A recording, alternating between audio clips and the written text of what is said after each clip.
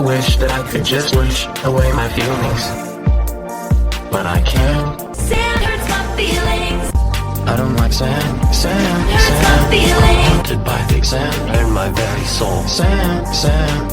Are you suffering as much as I am? Sand I hurts can't my breathe. feelings. Sand, Tormenting me. sand, I'm in agony. Sand, hurts my sand. feelings. I don't like sand. Hello, and welcome to The Sand Hurts My Feelings, a Star Wars podcast from its Swiftie point of view. I am your host, Alex. And I am your other host, Sarah. And today we're taking a look at Princess Leia Organa and her connections to the album Red, Taylor's version. Excellent. How are we doing today, Sarah? I'm doing great. I've been looking forward to this episode for a little while, in part because I feel that Red Taylor's version is so deep and so broad in terms of the types of songs we get. We had so many different From the Vault tracks that we got with Taylor's version. And yeah, to me, it's the range of songs that we get that makes this one really exciting for me. Yeah, we talked about it earlier off podcast, but what we're wondering if we're ever going to get the Taylor All Too Well 10-minute version. Who's going to get this? We'll see. We don't know. Maybe today. We'll see. Yeah, we were thinking about it. We were, driving somewhere, just having the music on, and the 10-minute version of All Too Well came up, and we're like, do you think we're ever going to talk about this with a character on the podcast? And we're like, there's potential, but are other songs going to edge it out? So we were thinking about if and how All Too Well 10-minute version could fit into our Star Wars point of view. Mm-hmm. And we are well past the Acolyte, but it was phenomenal, and we have loved all of it, and it is fantastic, and we cannot recommend it enough. And there's so much potential for more Taylor content with the Acolyte show. So I just wanted to quick shout out the Acolyte. Awesome show and awesome possibilities for content. Yeah, absolutely. All right. Do we want to start getting into our personal experiences? Let's do it. So, Alex, do you want to start off with telling us a little bit about your first experiences with the original release of Red and then Red Taylor's version? Yeah, so this is the first album that I went to the 7 a.m. release of, and I bought it that day. 7 a.m. went in and got it. It was an amazing album, in my opinion, still is an amazing album, and has a couple of my favorite songs on there. I would say in the top 5 is I Knew You Were Trouble. I just really like that spin and that twist that came on there. It is also where I started to actively defend Taylor against my friends, because this, as we've talked about, she became kind of a punchline in the news and stuff like that of serial dater and only writing about exes and stuff like that. And I started getting in with again, fun crowd, but then they found out, and I became more open about my Taylor Swift love, and it became more of a let's make fun of Alex because he likes Taylor, and not like it's bad that you like her, but it would be more of like she's terrible, and then I'd defend her and stuff like that. So there were many screaming matches because they deliberately wanted to bait me, and I would scream at them of how amazing Taylor was and was the greatest songwriter of our generation. And so, yeah, that was fun in college.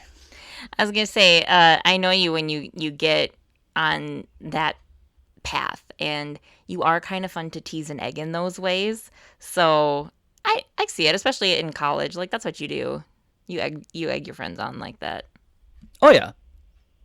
Yeah, I see it. So, yeah, I, again, really loved this album. And then our Red Taylor's version that came out after this, again, very deep Red Taylor's version on this one. And I really enjoyed it. And again, it was a day of release that both you and I went to. And we listened to a few of the songs in the car before you went to work. And then I went to work after that as well. So both of us kind of listened to it, and we both waited till we got home to finish listening to it together. Yeah, that we did. Do you have a favorite from the vault track from Taylor's version? No, not on this one. Not that I can think of, because I don't, not off the top of my head right now. I guess, I mean, there's All Too Well 10-minute version, but like, that's just, I feel like that's cliche, but like, yeah.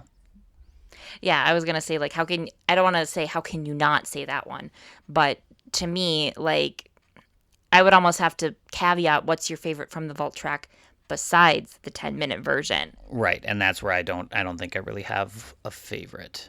To me, the album is strong, and so like not that I don't like the Taylor's versions or the from the vaults, but I think the stronger songs were chosen. Sure, that's fair. That's fair. So how about your first experience with Red, the original? I'm trying to think when it originally came out. I do have some memories of that one. I remember getting radio play for I Knew You Were Trouble. And I watched the screaming goat YouTube video multiple times because I thought it was hilarious. Flew me to places I've never been. Now I'm lying on the cold hard ground. Trouble, trouble, trouble.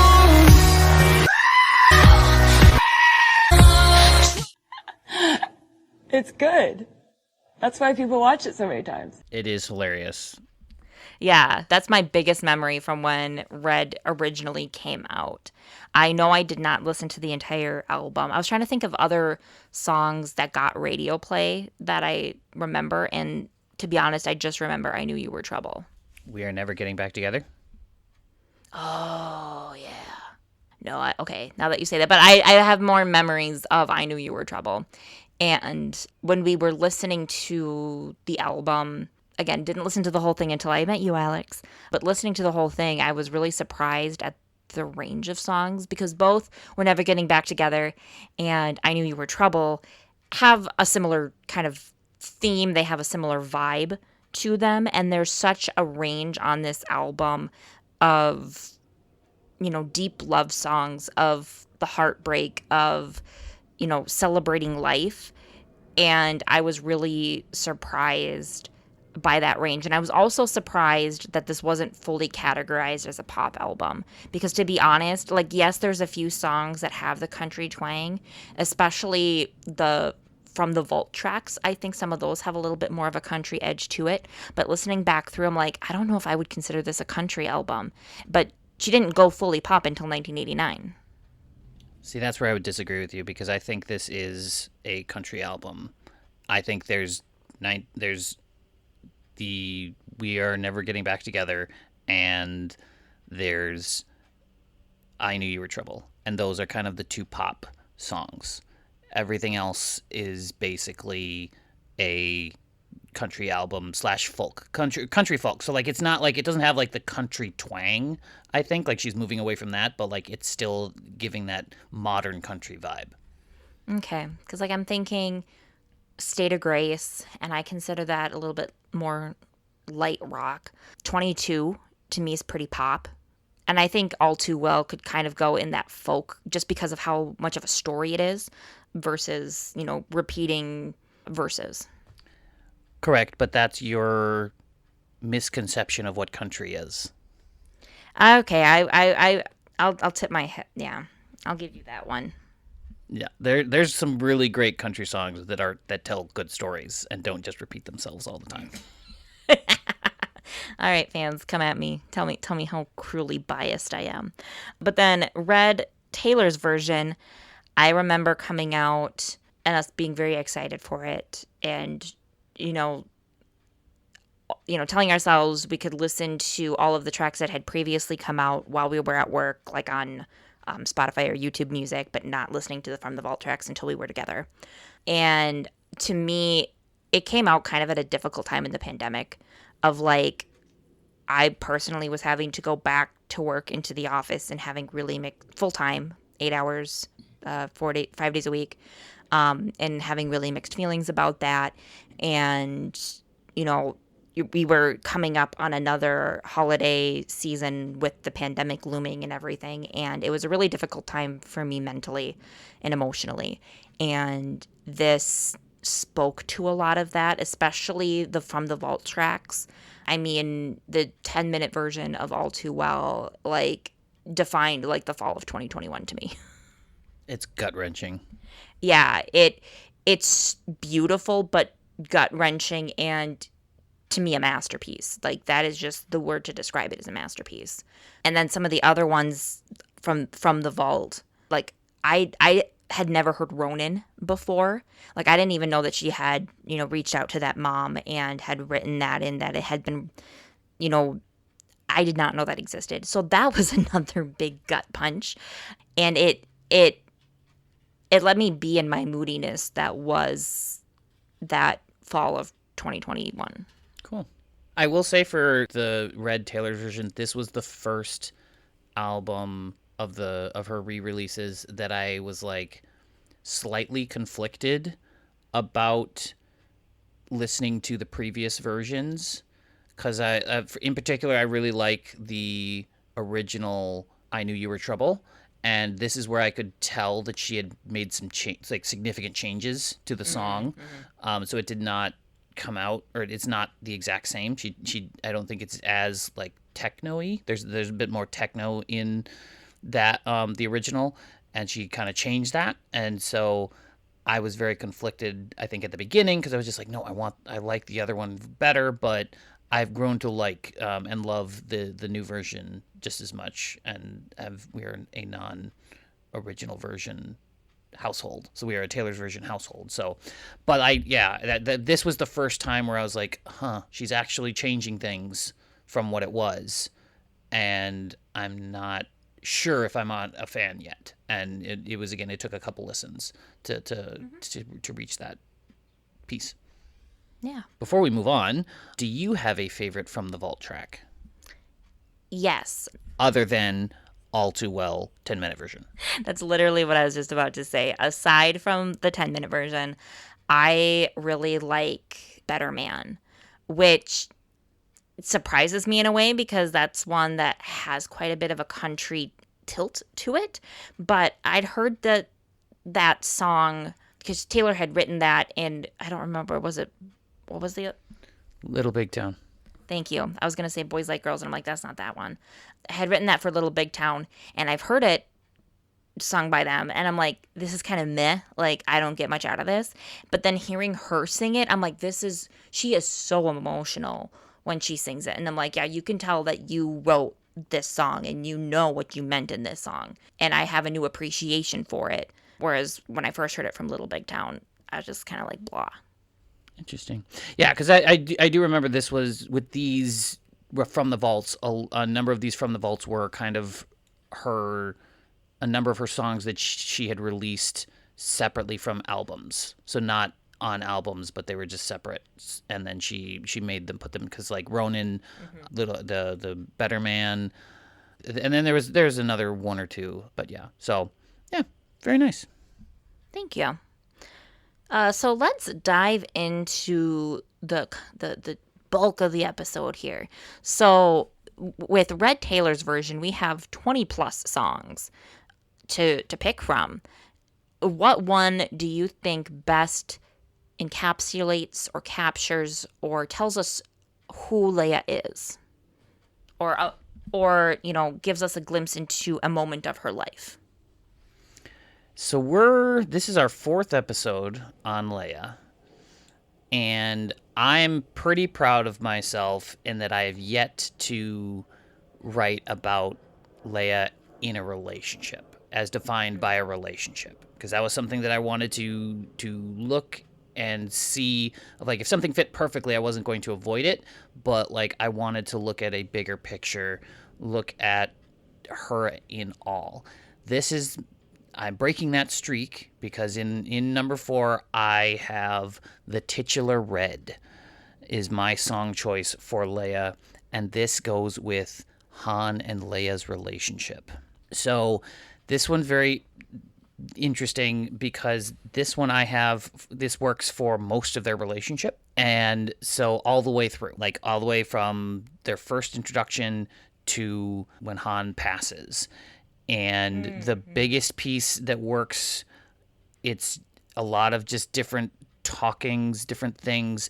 And so some of you are going to be like, well, this isn't a love song. It's because she's singing about breaking up with the person. But I viewed it not necessarily as breaking up. And the most where I got it from was the chorus. And so going with the chorus, so losing him was blue, like I'd never known. Now, most people go like, oh, you lost him as in like we broke up. I don't view it that way. I viewed it as blue as in like when he was taken by Jabba the Hutt. And so she's really sad, and she's blue like she'd never known. Missing him was dark gray, all alone. So to me, that's also that piece right there of she doesn't have him. But to me, that also works with missing him when they kind of disconnected after after Ben left.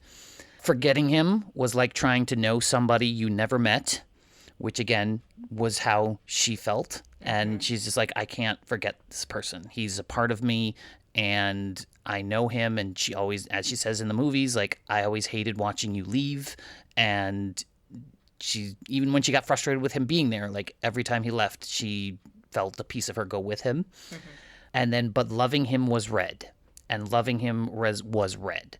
So it's, again, the passion, the connection that they both had for each other and that she had for him, and how they continued to connect and never lost that passion, that love. Because a lot of people say, oh, they got broken up, they got divorced in Force Awakens. I don't believe that. I think they were just, again, processing their own grief of losing their son and how they had to do that separately, which we've already talked about a little bit.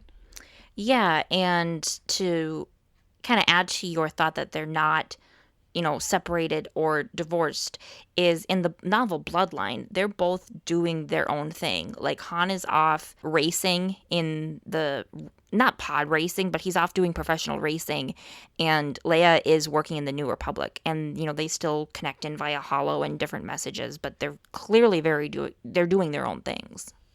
Right, and they're doing their own thing away from each other, and when they get back, when we see them come back together, it's very clear to me, in my interpretation, that they still very much love each other. And it's, again, Han is misconstruing that he thought, oh, I left because you could only see me, you only saw your son, and you didn't want to be with me. And she's like, nope, that's not what I wanted. I still loved you. That, like, there's that communication, and they're kind of rekindling themselves. And that's, again, why she's so devastated when he dies, and she feels it. Like, you can see the shock and horror on her face when he passes. And, like, that's, to me, like, if they had broken up, I don't think that would have happened. I think it would have been, so I don't think they ever really truly broke up. It was just kind of like, we're separating because we're dealing with this hugely traumatic event, and they still loved each other. So that is my connection. And so The Titular Red is my Leia song. I like that. And it's a very good walkthrough. So thank you. And thank you for bringing Han and their love into our discussion. Because, up to this point, we've not really touched on that a whole lot. Yep. So what is your choice? This one really surprised me, to be honest. My pick for Leia, for Red Taylor's version, is Forever Winter.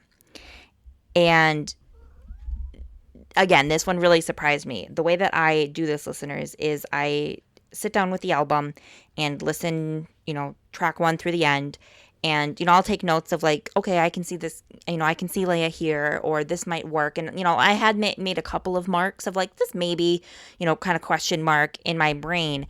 But then this one grabbed me the most and felt the strongest Leia for me.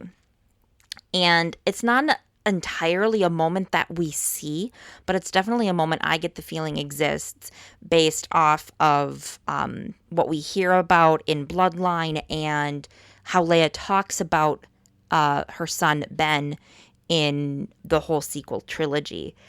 So to me, Forever Winter is kind of Leia reflecting on her relationship with Ben, her son, and talking about his struggles with Snoke and the dark side pulling him, and that she loves Ben to the end of the world, right? Like, she literally dies to bring him back to the light, to try to save his life. And she can't communicate to him through his darkness, through his anger, through his depression, through the voices that Snoke / Palpatine are putting in his head. And so I don't know where this necessarily goes chronologically in that timeline, but to me, this is that conversation, or this is her thought process. So some of the lyrics that I pulled that really connect this to Leia and Ben Solo for me is also, as we've been doing this, it's been really hard for me to not sing, to just like talk the lyrics. And I'm like, this is so weird. I have to sing, but we're going to spare you listeners because, like, obviously neither of us are Taylor Swift and I was never been in choir. So, like, let's not do that. Anyway, so the lyrics, he says he doesn't believe anything much he hears these days. He spends most of his nights wishing it was how it used to be. He spends most of his flights getting pulled down by gravity.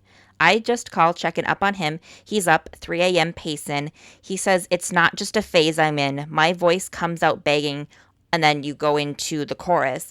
All this time I didn't know you were breaking down. I'd fall to pieces on the floor if you weren't around. Too young to know it gets better. I'll be summer sun for you forever. Forever winter if you go. And to me, that chorus is so much of the mother's plea of like, I will do anything. I will do anything for you. And I know it gets better because I'm an adult, but you don't. Like, your brain is just not developed yet to be able to understand that what you're feeling right now is not your forever. And right, there's adults that struggle with that too, that what you're feeling right now is not your forever. So shout out that mental health is always a challenge and a struggle, and we sympathize with you in that. But it is that plea of someone who's on the other side and doesn't fully understand that darkness that Ben is grappling with. So to continue on in the next verse, he seems fine most of the time, forcing smiles and never minds. His laugh is a symphony. When the lights go out, it's hard to breathe. I pull at every thread, trying to solve the puzzles in his head. Live my life scared to death, he'll decide to leave. And I think Ben turning to the dark side was one of Leia's worst nightmares. And it comes true. And there's things she can do about it, but at the same time, she entrusts her brother to help guide Ben through his emotions and through the Force towards the light, because Luke has had more formal training than Leia. The other lyrics to kind of wrap this all up that solidified this as my Leia pick was, if I was standing there in your apartment, I'd take that bomb in your head and disarm it.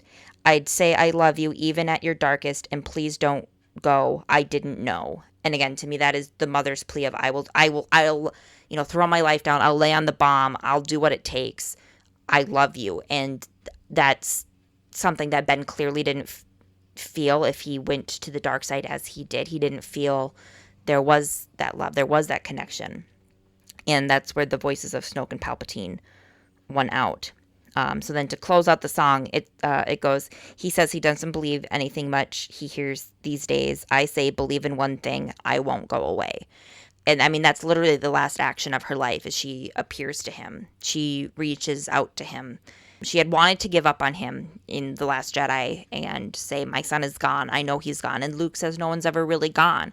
And I think she has time to reflect on that after the Battle of Crate and in her teachings and training of Rey, that her son is still there. There is that hope. And she gives her life in that one final olive branch out that I'm still here. I won't go away and I love you. And that's what it takes for Ben to fully come around and leave Kylo Ren behind and come back to the light.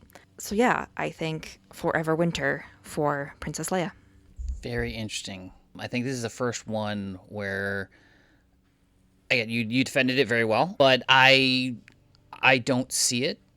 I don't but like that again, there's no wrong answer here. So, and I think I have not heard that song enough, honestly. And so I'm excited to go back and listen to that song and try to look for that connection.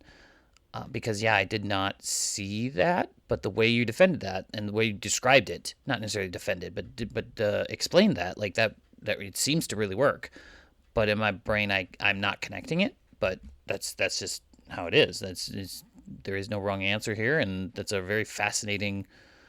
That was really in depth too. Like you went deep into those lyrics and that connection, and it's those hard pieces. So very cool, very cool. Thank you. Thank you. And like I said, this one surprised me on how it came out. It was, yeah, it wrote itself to me in the connection in my brain. So Awesome. The next one will be happy, I hope, from you. It will not be so happy from me, but we are excited to talk about it in Leia 1989 Taylor's version. it'd be kind of fun, change of pace. Sure. Yeah. I mean, the songs are just generally more happy on that one. But if you want to communicate, contact with us, please give us a shout out at facebook.com/The Sand Hurts My Feelings podcast. We are also on Instagram and Threads at The Sand Hurts My Feelings pod. And you can send us an email, thesandhurtsmyfeelingspod@gmail.com. Again, I know listeners, it's not another happy one on my end. I do promise though, the next one is gonna be happy. I'll take us out. May the force be with you forever and always. May the force be with you.